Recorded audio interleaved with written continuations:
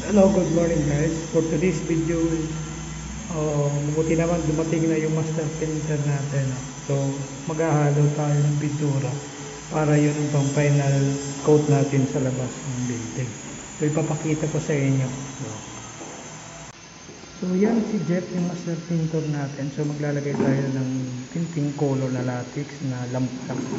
Ihalo natin sa flat latex na 4 gallon. So, yan ang gagawin natin. Ang palalabasin pala natin kulay dyan guys is gray. So, kasi yun ang gusto ng may-ari.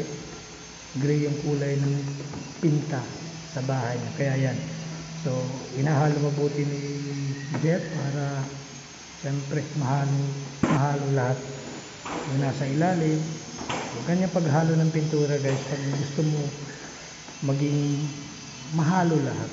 Diba? So, gray po yung palalabasin natin kulay dyan. So, ayan. Yan na po yung kulay dyan. Medyo gray na siya. So, mamaya ililipat natin sa ibang lagayan. So, dahil meron pa tayo ng kunting potensya pang pale na pintura. So, meron din tayo ng kunting halo ng kulay gray. So, paghaloin natin para dumami din sa guys. Para magkaroon tayo ng dalawang bulbing kulay gray. So yan, nililipat na ng ating master printer sa kabilang bulbing. So mamaya, ililipat ulit natin yan sa ibang bulbing. Yan, pinatuloy na pa. Sayang naman kung maiwanan yung iba, diba? Ayan. So kulay gray na siya.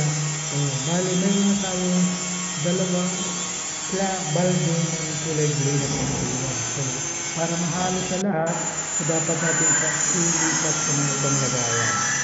Tinatanggalan yung jet ng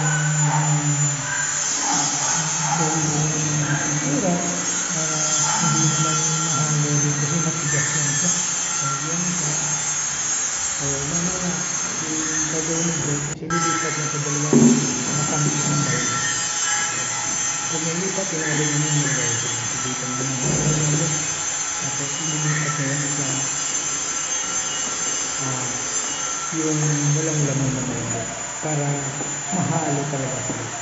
Ganyan po paghahalo para hindi ito magkaiba yung kulay. Para makita natin kung yung kulay ng papalabas ng kaya po dapat meron tayo mga lagayan na paghahalo. So, hindi po kalimutan haluin ng mabuti. Ganyan po yung paghahalo ng pintura.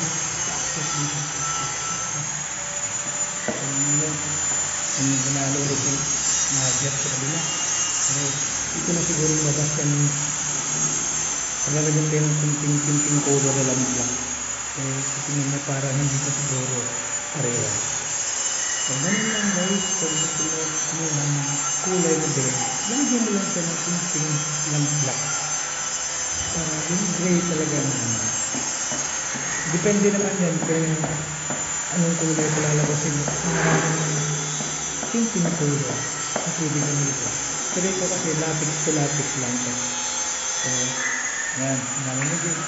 Haluin mo pa yung kabila para dito makita din parehas na yung kulay. So siya naman din na naghalo nun. So ngayon, binasya na namin sa ibang balde. Yan, pinatutulo niya. Bali, 4 na balde.